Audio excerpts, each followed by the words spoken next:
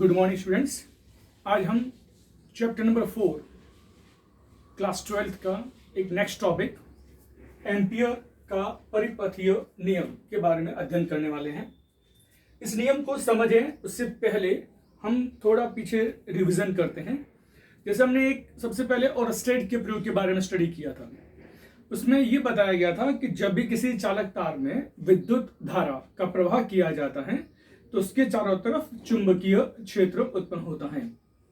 इस चुंबकीय क्षेत्र का डायरेक्शन या चुंबकीय क्षेत्र रेखाएं किस तरह से होगी उसको जानने के लिए हम दाहिने हाथ के अंगूठे के नियम से हम चुंबकीय क्षेत्र रेखा किस प्रकार की बनती हैं वो फाइंड कर सकते हैं। जैसे सपोज किसी तार में धारा ऊपर की तरफ हो तो मैं अपने दाहिने हाथ मीन्स राइट हैंड को इस तार को दाहिने हाथ से इस प्रकार से पकड़ते हैं कि अंगूठा हमारा धारा की दिशा में रहे। तो ये जो मुड़ी हुई अंगुलियां होती हैं, इस तरह से मुड़ी हुई अंगुलियां ये चुंबकीय क्षेत्र रेखाओं को शो करती हैं और चुंबकीय क्षेत्र रेखा के किसी भी बिंदु पर खींची गई स्पर्श रेखा उस बिंदु पर चुंबकीय क्षेत्र की दिशा बताती हैं। सपोज हमने माना करंट ऊपर की ओर है, ओके, तो अंगूठा मैंने ऊपर की तरफ सेटअप कर रखा है। ये लिपटी हुई अंगुलियां, ये जो मुड़ी हुई अंगुलियां हैं, ये चुंबकीय क्षेत्र रेखाएं शो कर रही हैं। जैसे इस तरह से हम शो करें अगर, तो ये एंटी क्लॉकवाइज, घड़ी के ऑपोजिट, ओके डियर। अगर मुझे इस बिंदु पर सपोज चुंबकीय क्षेत्र रेखा के इस बिंदु पर चुंबकीय क्षेत्र की दिशा जाननी हो तो इस बिंदु पर मैं स्पर्श रेखा खींचूंगा तो डायरेक्शन इस तरफ आएगी। आप घूमते इस तरफ आते हैं, इस बिंदु पर स्पर्श खींचोगे तो बी इस तरफ आएगा, ओके। अगर मैं घूमता इस तरफ आया हूं, इस बिंदु पर कोई आपको बी की डायरेक्शन बतानी है तो यहाँ टेंजेंट खींचो तो बी की डायरेक्शन इस तरफ हुआ, यानी उस बिंदु पर खींची गई स्पर्श रेखा चुंबकीय क्षेत्र की डायरेक्शन शो करती है। अगर हम यूं कह रहे हैं कि तार ऐसे है, धारा ऐसे बाहर की ओर है, तो मैंने अंगूठा बाहर की तरफ शो कर दिया। ये हमारी मुड़ी हुई अंगुलियां चुंबकीय क्षेत्र रेखाओं को शो करेगी। तो चुंबकीय क्षेत्र रेखा इस तरह से, अगर आप देख सकते हैं डियर डायरेक्शन, ये हुआ एंटी क्लॉकवाइज, घड़ी के ऑपोजिट डायरेक्शन। इस बिंदु पर टेंजेंट ऊपर की ओर, इस बिंदु पर टेंजेंट इस तरफ। जैसे ये तार है बाहर आता हुआ, इस तरह से धारा है, तो चुंबकीय क्षेत्र रेखा आपकी इस तरह से बनती है एंटी क्लॉकवाइज, घड़ी के ऑपोजिट डायरेक्शन में। अंगूठा धारा दिशा में हो तो ये लिपटी हुई अंगुलियां चुंबकीय क्षेत्र रेखा को शो करेगी और उसके किसी भी बिंदु पर खींची गई स्पर्श रेखा आपको चुंबकीय क्षेत्र की दिशा बताती है। यानी मैंने आपको यहाँ जैसे P बिंदु पर दिशा बताई, ये Q बिंदु है सपोज, ये हमारा R बिंदु, ये S बिंदु हो, इन सब पर चुंबकीय क्षेत्र की डायरेक्शन किस दिशा में होगी वो फाइंड कर सकते हैं डियर, ओके। तो दाहिने हाथ के अंगूठे के नियम से हम चुंबकीय क्षेत्र की दिशा फाइंड करते हैं। और स्टेट ने भी प्रयोग किया था, उसने कहा कि जब किसी तार में आप धारा बहाते हैं तो एक छोटा सा अल्पंश खंड आप लिए आइडियल, इस विद्युत धारावाहिक खंड के सापेक्ष किसी बिंदु का, सपोज P बिंदु का इस तरह सदिश R है। अगर इस बिंदु पर मुझे चुंबकीय क्षेत्र दिशा जाननी हो तो सेम वही दाहिने हाथ के अंगूठे का नियम, तार इस तरह से, धारा ऊपर की ओर, तो मैंने तार को ऐसे पकड़ा कि मेरा अंगूठा धारा दिशा में रहे, तो ये चुंबकीय क्षेत्र रेखाएं बनी ऐसे। मुझे इस बिंदु पर B चाहिए, इस बिंदु पर चुंबकीय क्षेत्र दिशा चाहिए। मैं जैसे ही घूमते यहां आऊंगा, इस बिंदु स्पर्श कहां होगा, अंदर की ओर। अगर मैं यहां आता हूं, इस बिंदु पर स्पर्श कहां आएगा, बाहर की ओर। यहां स्पर्श क्या, इस तरफ। तो सब इमेजिन करेंगे, ऐसा सर्कल बना, जैसे P बिंदु यहाँ है बाई चांस, मैं घूम के जैसे यहाँ आता हूं तो टेंजेंट कहां जाएगा, अंदर की ओर। मैं घूम के इस तरफ आऊंगा तो स्पर्श कहां आएगा, बाहर की ओर। आप घूमते यदि इधर आते तो स्पर्श कहां इस तरफ, यानी जो आपका सर्कल है उसके हिसाब से B की डायरेक्शन। तो इस बिंदु पर B कहां हुआ, चुंबकीय क्षेत्र अंदर की ओर, क्रॉस, क्रॉस मीन्स पृष्ठ के लंबवत व अंदर की ओर। यानी दाहिने हाथ के अंगूठे के नियम की सहायता से हम चुंबकीय क्षेत्र की डायरेक्शन फाइंड कर सकते हैं कि B किस तरफ होगा। पहले हम क्षेत्र रेखा डिसाइड करते हैं, फिर उस बिंदु पर स्पर्शक हमें उसकी दिशा बताता है, ओके। ये मैंने जैसे 1 से लेकर 6 तक वायर शो कर रखे हैं। एक्चुअल में ये तार कैसे हैं, इस तरह से रखे हुए हैं। ये पहला वायर, जैसे मेरे पास सपोज अभी 3 वायर हैं, जैसे 3 पेन है तो 3 वायर हैं सपोज, ये ऐसे हैं, सभी पृष्ठ के लंबवत ऐसे बाहर आते हुए इस तरह से। I1 धारा बाहर की ओर, I2 अंदर जाती हुई धारा है, I3 बाहर की ओर, I4 अंदर की ओर है, I5 धारा बाहर की ओर, I6 भी बाहर की ओर। यानी सब तार इस तरह से रखे हुए हैं इस बोर्ड के समतल के लंबवत, इस तरह से 6 वायर है। एक बंद लूप दिखाया गया, आप जानते हैं डियर, इन सभी तार में प्रवाहित विद्युत धारा के कारण चुंबकीय क्षेत्र उत्पन्न होगा। और चुंबकीय क्षेत्र में हमने एक बंद लूप, चुंबकीय क्षेत्र में एक बंद लूप कंसीडर किया है। ओके, तो हमारा नियम क्या है? चुंबकीय क्षेत्र का बंद लूप के लिए रेखा समाकलन B dot dl, dl means लंबाई, रेखीय समाकलन, चुंबकीय क्षेत्र का रेखीय समाकलन बंद लूप के लिए किसके बराबर होगा? उस बंद लूप में विद्यमान धाराओं, बंद लूप में विद्यमान धाराओं, इट मीन्स इस बंद लूप में कितनी धाराएं हैं? 1 2 3 4, 4 वायर है। तो मुझे सिर्फ वही करंट कंसीडर करना है जो लूप के अंदर है। ओके, तो सिग्मा आई के अंतर्गत कौन आएगा? I2, I3, I4, I5, केवल ये 4 करंट ओनली। लेकिन अब एक चीज देखने लायक है डियर, मैंने खाली बीच में स्पेस को छोड़ा। सिग्मा मतलब एडिशन होता है, जोड़। तो जोड़ है तो फिर कौन पॉजिटिव कौन नेगेटिव? अगर मैं इस लूप के हिसाब से देखूं, ये लूप कैसा? Anti clockwise. अगर मैं इस एंटी क्लॉकवाइज डायरेक्शन हिसाब से अपने फिंगर को टर्न करता हूं तो मेरा अंगूठा कहां आता है? बाहर के, ऊपर की ओर। ओके, इसका मतलब जो ऊपर की दिशा में जो धारा होगी ना वो पॉजिटिव, जो अंदर की जो धारा होगी वो नेगेटिव, क्योंकि लूप कैसा है? एंटी क्लॉकवाइज, घड़ी के ऑपोजिट डायरेक्शन में है। तो अगर मैं अपने फिंगर को इस तरह से टर्न करता हूं तो अंगूठे की दिशा में धारा है पॉजिटिव। I3, I5 बाहर आती हुई है तो ये दोनों पॉजिटिव। I2 और I4 अंदर जाते हैं तो ये दोनों धाराएं नेगेटिव। इस तरह से सिग्मा आई को कंसीडर किया जाता है डियर। तो इस तरह से हमारा नियम हुआ, चुंबकीय क्षेत्र में स्थित किसी बंद लूप के लिए, ये चुंबकीय क्षेत्र में ही है, क्योंकि अभी तो मैंने जस्ट एक स्टेटमेंट बोला ना डियर, जब भी किसी तार में आप धारा का प्रवाह करते हैं, बायो-सावर्ट का नियम, तो उसने कहा था कि उस तार के चारों तरफ एक चुंबकीय क्षेत्र उत्पन्न होता है जिसका मान व दिशा बायो-सावर्ट के नियम से आप ज्ञात कर सकते हैं। तो ओरेस्टेड का प्रयोग, बायो-सावर्ट का नियम, ये सभी हमें हेल्प करते हैं यहाँ थोड़ा एम्पियर के नियम को समझने के लिए।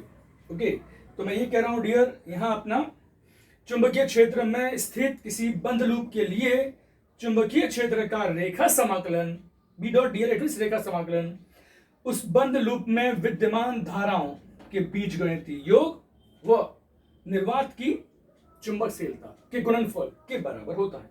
सिग्मा आई कैसे डिसाइड करेंगे, कौन सी धारा पॉजिटिव कौन सी धारा नेगेटिव, वो आपको डिफाइन करना है इस लूप के हिसाब से।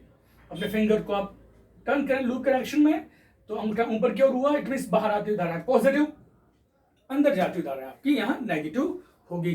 ये था हमारा एम्पियर का सर्किटल नियम। इस एम्पियर के नियम का हम उपयोग करते हैं और सोलेनॉइड के भीतर, इट मींस परिनालिका के भीतर चुंबकीय क्षेत्र को समझने का प्रयास करते हैं। Okay dear,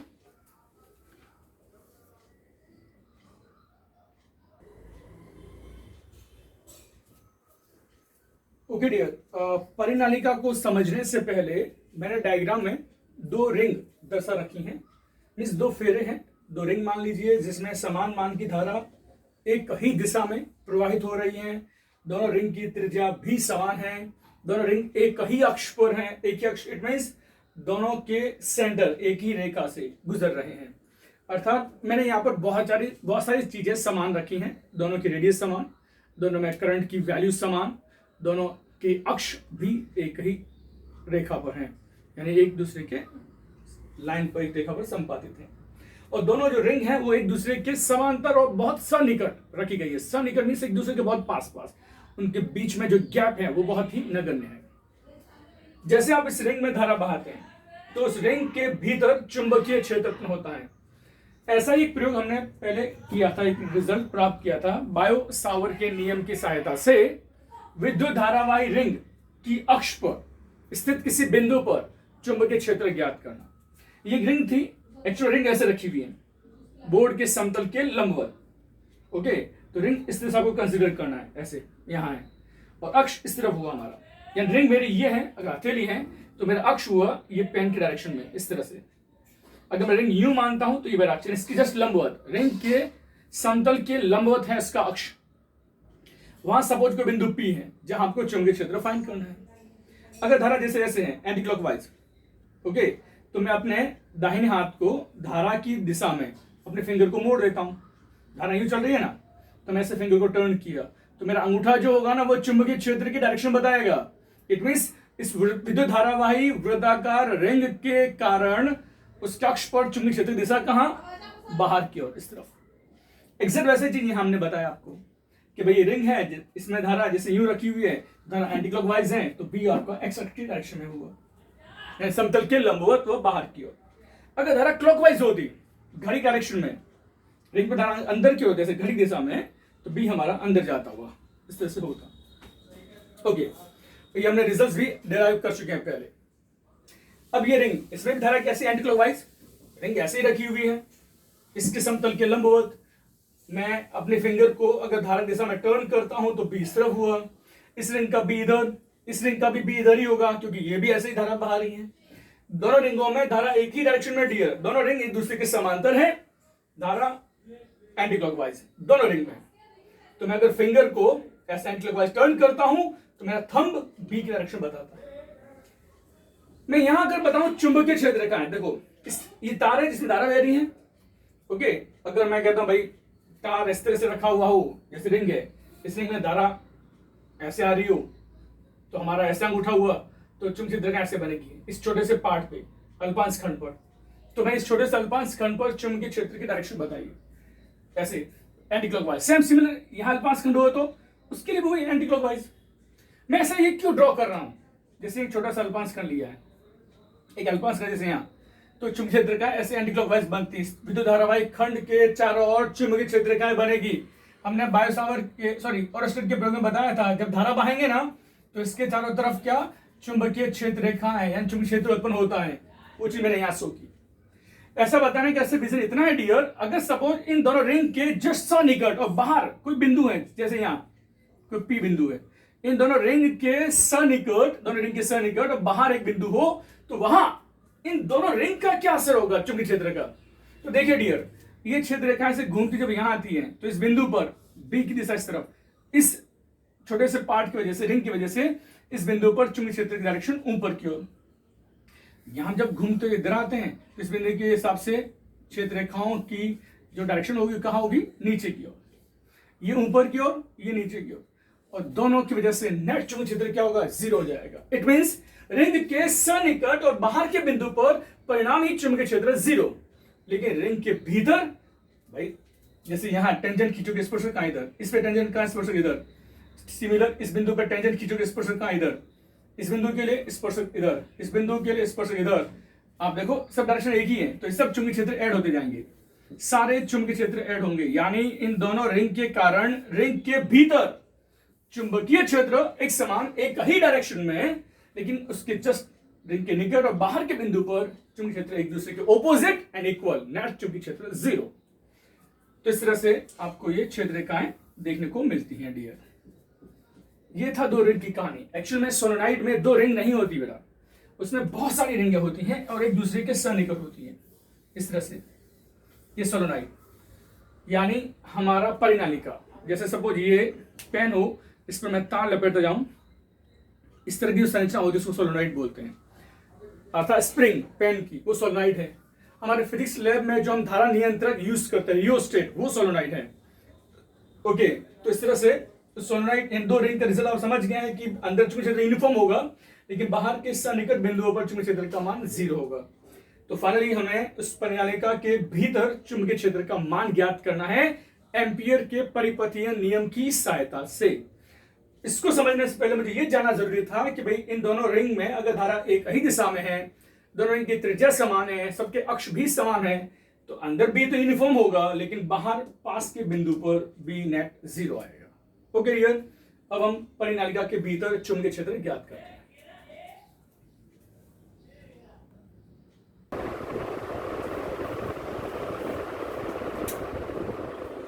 okay dear,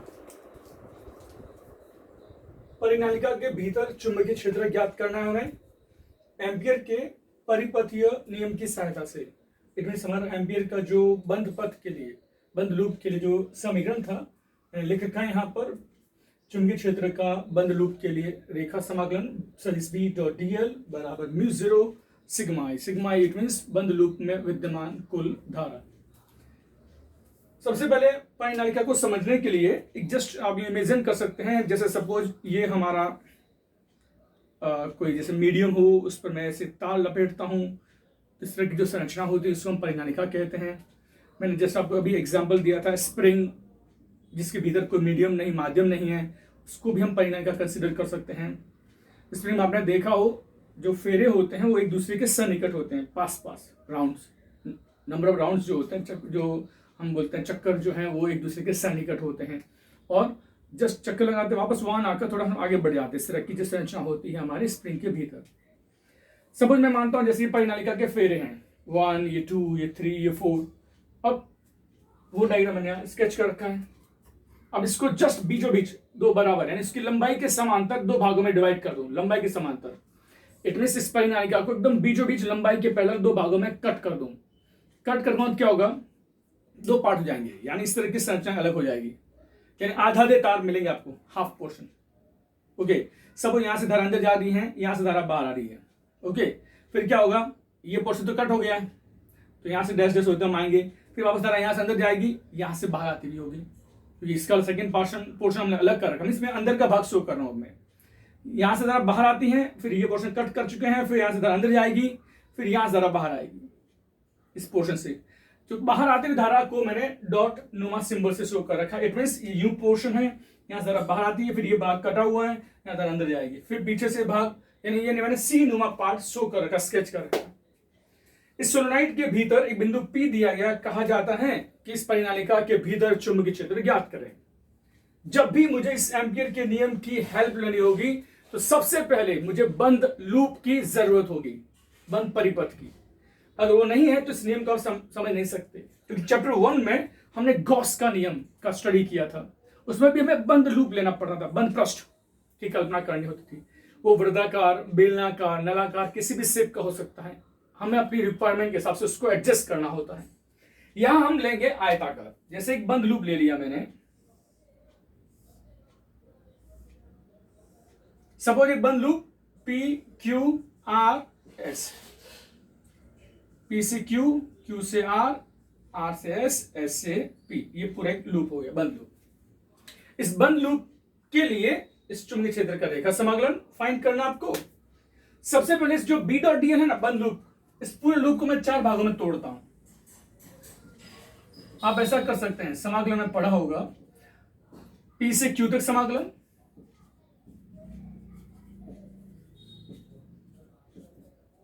Q से R तक,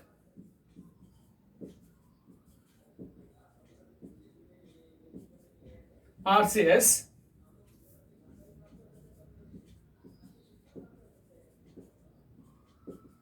और फिर S से P तक।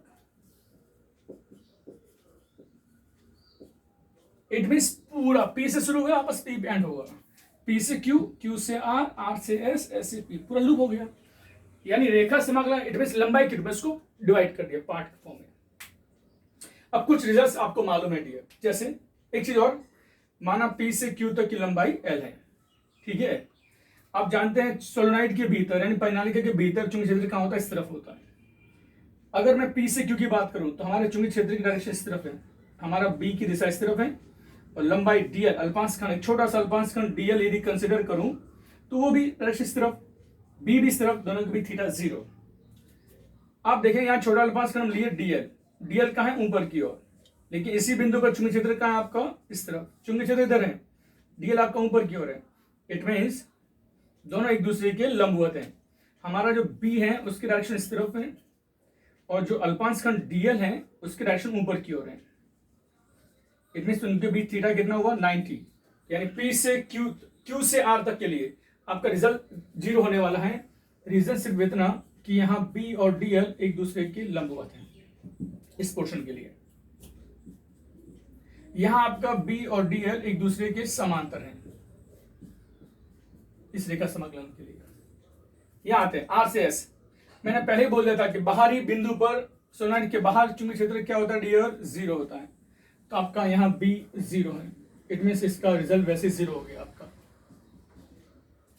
फिर आइए S से P में, यहां तक तो वैसे 0 है, फिर अंदर बात करें, चुंबकीय क्षेत्र B तो आपका इधर ही है, B की डायरेक्शन तो फिक्स है इस तरफ, ठीक है, और आपका जो छोटा सा अल्पांश खंड dl होगा वो तो नीचे की तरफ है ना, लेकिन कहने का मतलब इन दोनों के बीच फिर थीटा कितना हुआ 90, चूंकि इधर लंबाई इधर थीटा 9 थी। ओके, इट मीन्स यहां आपका बी और डीएल लंबवत है, थीटा 90, यानी ये रिजल्ट 0, बी 0 होने की वजह से ये भी 0, ये लंबवत है ये भी 0, बचा कौन से बी है। 3 फैक्टर आपके रिजल्ट 0 दे रहे हैं आपको, तो फाइनली आपका बी जो मिलेगा रेखा समाकलन सिर्फ इसकी वजह से मिलेगा आपको। चलो इसको आप सॉल्व किए, दोनों एक ही दिशा में है, तो बी डी एल कॉस 0, समाकलन पी से क्यू तक, कॉस 0 1 होता है, डीएल सभी अल्पांश खंड को जोड़ेंगे तो पी से क्यू तक की कुल लंबाई कितनी एल आपको मिल जाएगी, तो अब बी इंटू एल, ये हमारा बंद लूप के लिए रेखा समाकलन चुंबकीय क्षेत्र का आ गया, ये आपका सॉल्यूशन आ गया, इतना पोर्शन आ गया। अब इसकी बात करो सिग्मा आई की, सिग्मा इट मींस क्या, इस बंद लूप में जो मैंने एक लूप कंसीडर किया इसमें कितने धारा है, कितने फेरे इसके अंदर, तो ये आपको थोड़ा केयरफुली थोड़ा सोल्व करना है। जैसे सबसे पहले हमको ये लिखना है कि माना प्रति एकांक लंबाई में फेरों की संख्या कितनी स्मॉल है, प्रति एकांक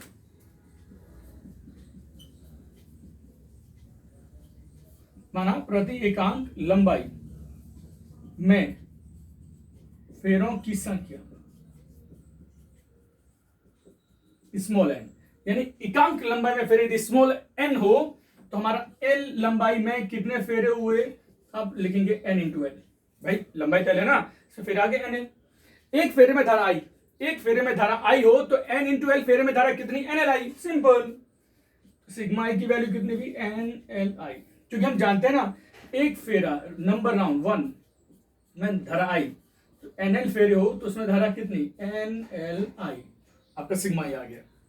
दोनों रिजल्ट आ गया डियर, इसका सॉल्यूशन आ गया, सिग्मा आई का रिजल्ट आ गया, वैल्यू पुट करो, आपका बी चुंबकीय क्षेत्र आ गया, लिखो बी डॉट डीएल कौन, सिर्फ B into L, B dot DL है आपका B into L, mu 0 sigma I है हमारा एन एल आई, लंबाई कैंसिल, तो बी किसके बराबर म्यू 0 स्मॉल एन आई, ये आपका परिनालिका के भीतर किसी दिए गए बिंदु पर चुंबकीय क्षेत्र का रिजल्ट है डियर। ओके, इस तरह से इसको आप समझ सकते हैं। अब हम बात करेंगे टॉरॉइड की, जिसके भीतर चुंबकीय क्षेत्र ज्ञात करते हैं।